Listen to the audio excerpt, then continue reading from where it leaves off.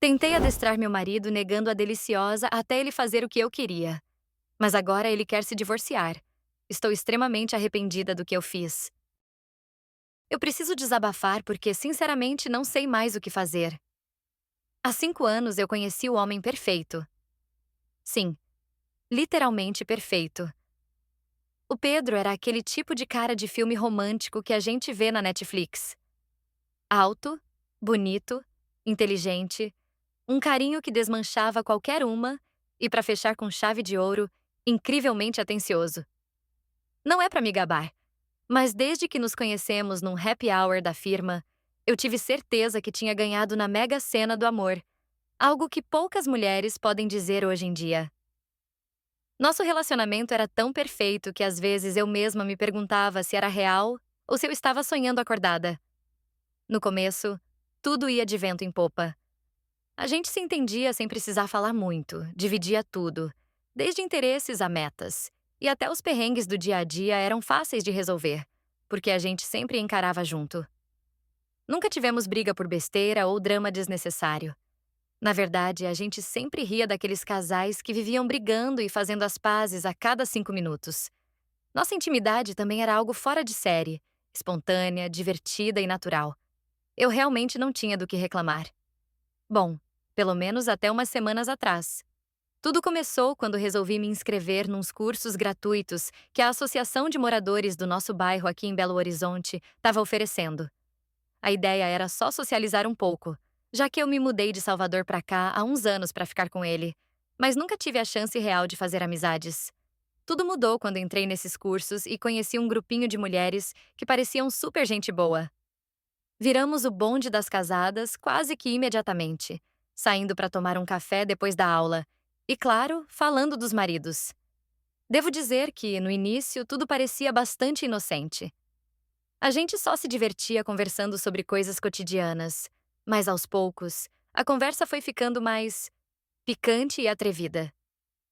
Numa dessas, uma delas, a Jéssica, a mais falante do grupo, contou morrendo de rir que tinha conseguido adestrar o marido para fazer o que ela quisesse, usando a intimidade como recompensa.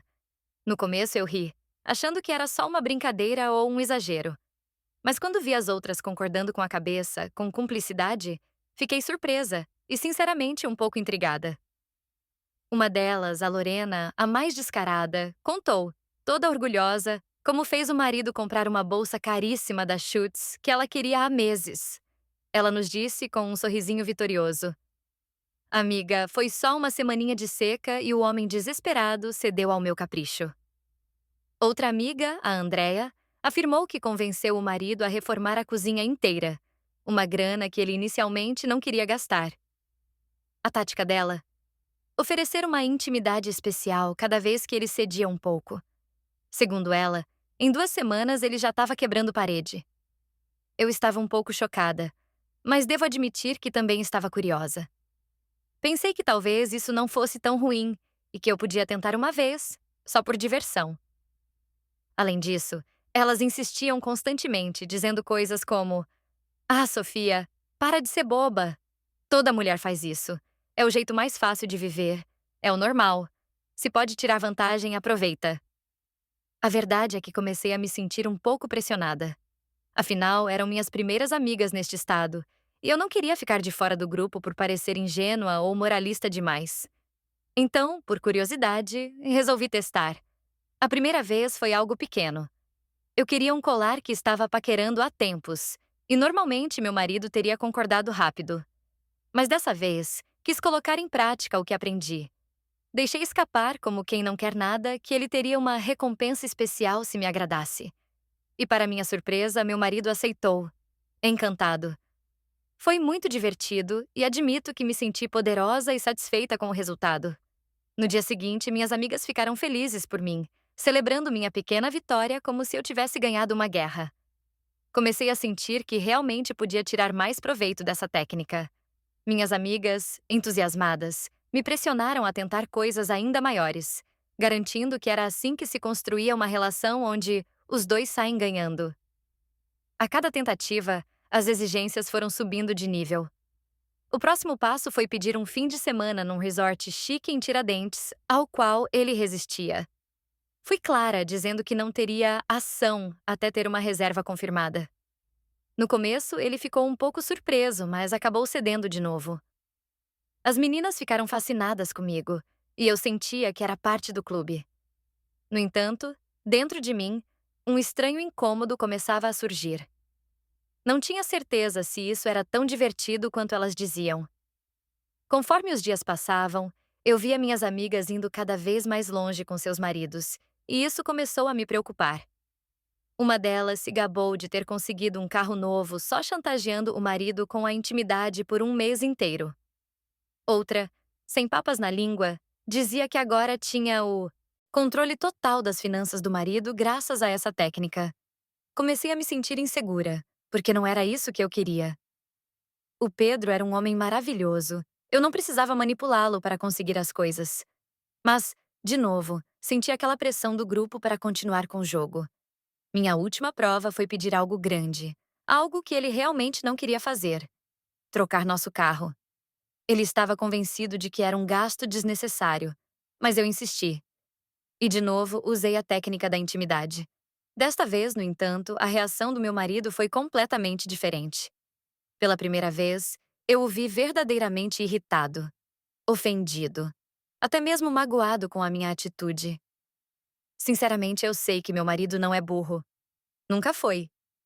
Desde o começo, quando comecei com essa história de treinamento, notei que ele aceitava com um certo humor, quase como se visse aquilo como um jogo inocente entre nós dois. No início, ele parecia se divertir com a dinâmica, e eu pensei que tudo estava sob controle. Mas quanto mais eu fazia, mais óbvio ficava que ele começava a se sentir estranho. Houve várias ocasiões em que o olhar dele era diferente, menos alegre e mais desconfortável, como se ele estivesse se perguntando por que eu precisava recorrer a essas táticas esquisitas, quando antes a gente simplesmente conversava sobre as coisas. Finalmente, quando já estava claro o que eu estava fazendo, aconteceu o inevitável. Um dia, eu fui longe demais, insistindo na troca do carro, e foi aí que ele explodiu. Lembro perfeitamente da maneira como ele me olhou. Era uma mistura de decepção e raiva que eu nunca tinha visto em seus olhos antes. Aquilo me doeu profundamente, mas em vez de recuar, cometi o maior erro. Me defendi da pior maneira possível. Ele me olhou fixamente e disse: Sério mesmo? Agora você tá usando o sexo como arma para me manipular? Você acha que eu sou um idiota que você pode controlar assim? Tentei me justificar, sem jeito. Amor, relaxa. Era só uma brincadeira, uma coisa que eu li por aí. Não leva tão a sério. Mas ele balançou a cabeça, e sua expressão endureceu ainda mais. Uma brincadeira? De verdade? Você acha que brincar com meus sentimentos e me tratar como se eu fosse seu brinquedo é engraçado? Eu me sinto usado. Essa não é a gente. Ou não éramos nós. Eu me desesperei ao ouvi-lo dizer isso. Não queria aceitar que tinha estragado algo entre nós. Eu estava com tanta vergonha que, em vez de reconhecer meu erro, acabei reclamando ainda mais alto. Tá vendo? É por isso que não dá mais pra falar com você. Tudo te ofende, tudo te incomoda. Eu nem reconheço mais o homem divertido por quem me apaixonei. Ele ficou em silêncio por alguns segundos, claramente ferido pelo que eu disse. Até que finalmente respondeu com firmeza: Eu também não reconheço a mulher por quem me apaixonei. E se você vai continuar se comportando assim, o melhor será nos divorciarmos. Foi a primeira vez que senti que meu marido, que sempre esteve ali para me apoiar, não me entendia em absolutamente nada. A palavra divórcio retumbava na minha cabeça como algo irreal. Nunca pensei que nosso casamento poderia chegar a esse ponto, especialmente por algo que começou como um jogo. Depois dessa discussão, passamos vários dias praticamente nos ignorando. Eu tentava ser a mesma de antes, mas a tensão continuava ali. De forma absurda, em vez de consertar as coisas, cometi outro grave erro. Tentei manipulá-lo novamente. Acreditava ingenuamente que se eu lhe mostrasse que ainda tinha o controle, poderíamos voltar ao normal, que ele se acalmaria e entenderia que era apenas uma dinâmica de casal. Mas desta vez não funcionou em nada. Ele me parou, seco, me olhando com tristeza e frustração, dizendo claramente: Chega, essa não é você. Sinto que você não é mais a mesma mulher que eu amava. Se isso vai continuar assim, o nosso relacionamento acabou. Eu estava totalmente confusa e magoada. Achei que ele estava exagerando demais. Me recusava a aceitar minha responsabilidade. Então, na reunião seguinte com minhas amigas, decidi contar tudo o que aconteceu, esperando algum tipo de apoio ou conselho. Mas em vez disso, a reação delas me surpreendeu ainda mais. Me disseram algo que eu não esperava ouvir nunca. Ah, amiga, talvez ele não seja para você.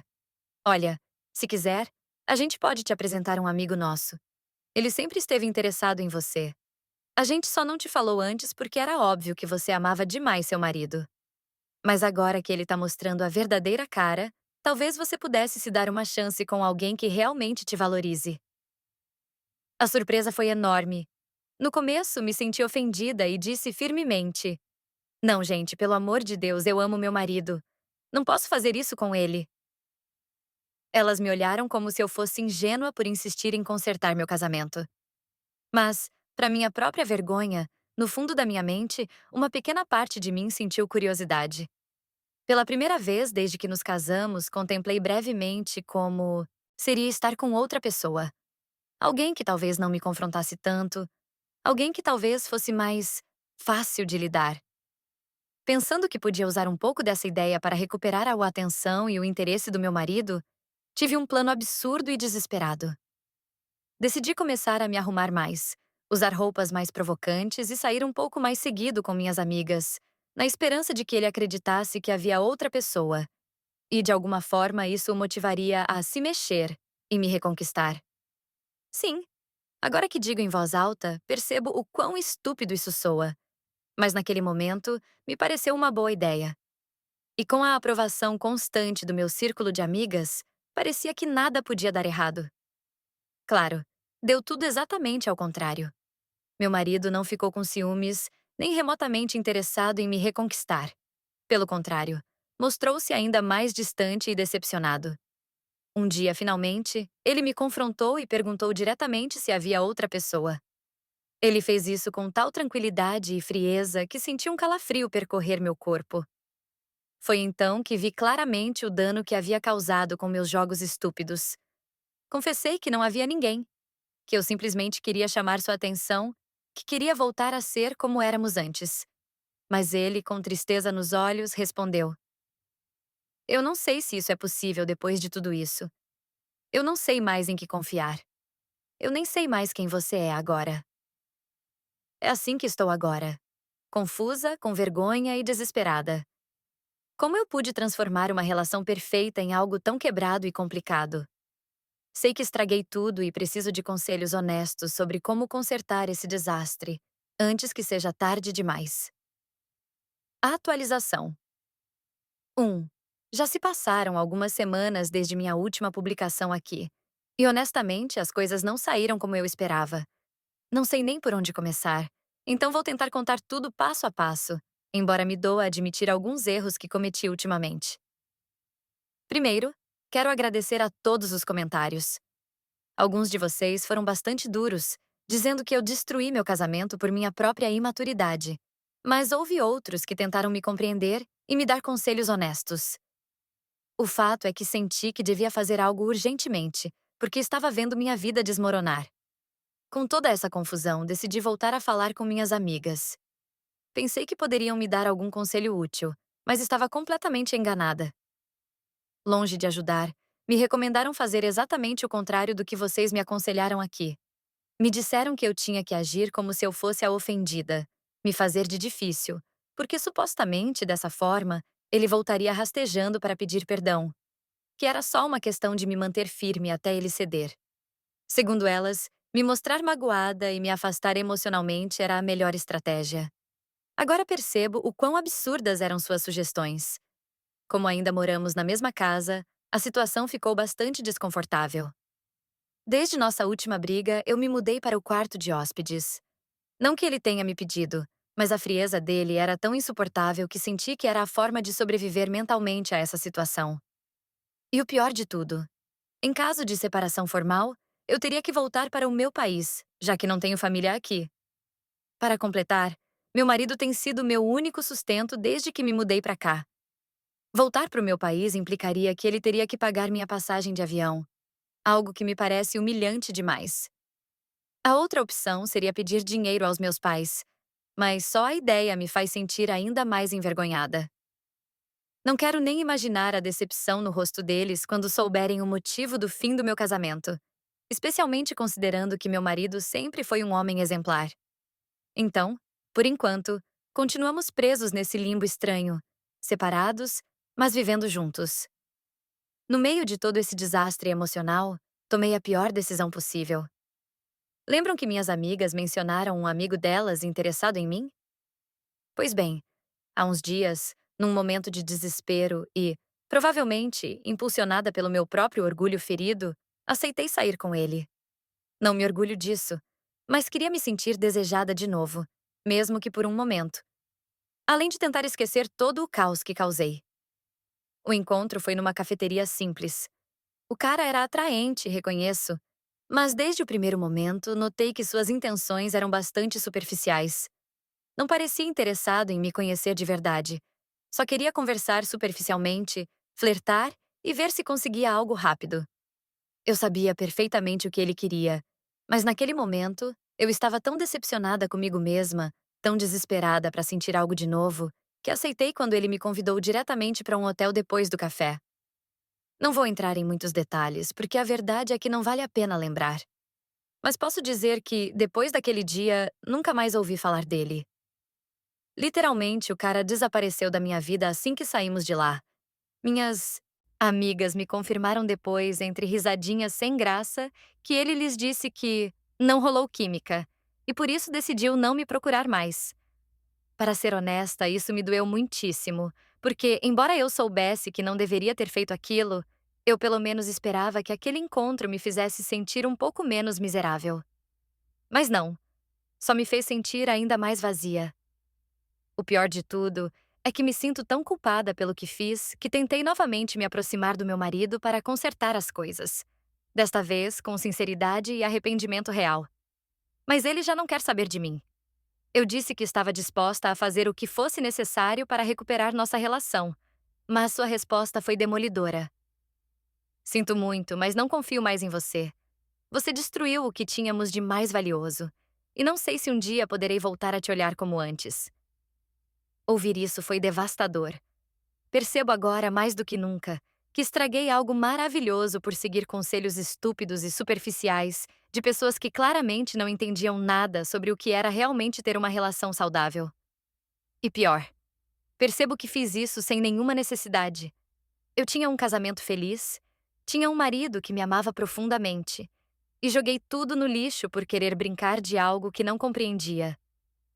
Estou neste ponto, presa num país estranho, numa casa em que já não sou bem-vinda e completamente sozinha, porque essas supostas amigas não fizeram mais do que piorar as coisas com seus péssimos conselhos. Agora sei que jamais deveria tê-las escutado e que devia ter confiado no que eu tinha em casa, em vez de tentar transformar minha relação em algo que não era.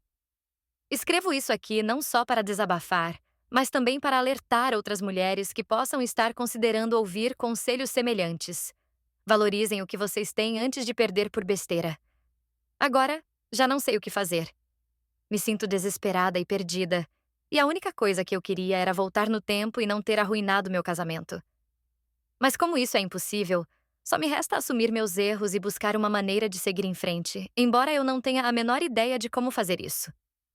Vocês acham que ainda há alguma possibilidade de recuperar meu marido?